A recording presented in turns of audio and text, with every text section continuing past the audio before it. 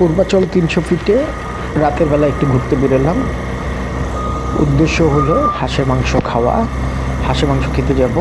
তো এর আগে একটু ঘুরে দেখি ৩০০ ফিটের কী অবস্থা, পরিস্থিতি কীরকম। জায়গায় জায়গায় স্পিড গান নিয়ে পুলিশ দাঁড়ানো অবস্থায় আছে, বিভিন্ন জায়গায় দাঁড়ানো।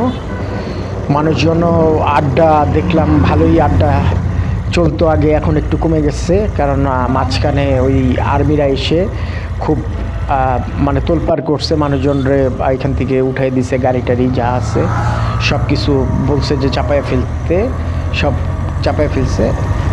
তা আমরা দেখি হাঁসের মাংস খেতে যাব নীলা মার্কেটের দিকে, কাছাকাছি এখান থেকে, বাট একটা রাউন্ড দিয়ে নিচ্ছি আর কি। এই যে মানুষজন দেখা যাচ্ছে, ও মা, রাস্তার মধ্যে ড্রেসও চেঞ্জ করতেছে। এই কেমন অবস্থা মানুষের।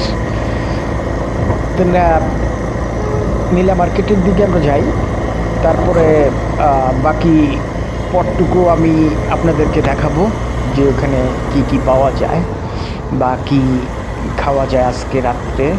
তো রাতের খাবারের জন্য উদ্দেশ্য করে বের হওয়া, এছাড়া আর কিছুই না, জাস্ট সিম্পল একটা ঘোরাঘুরি আর কি।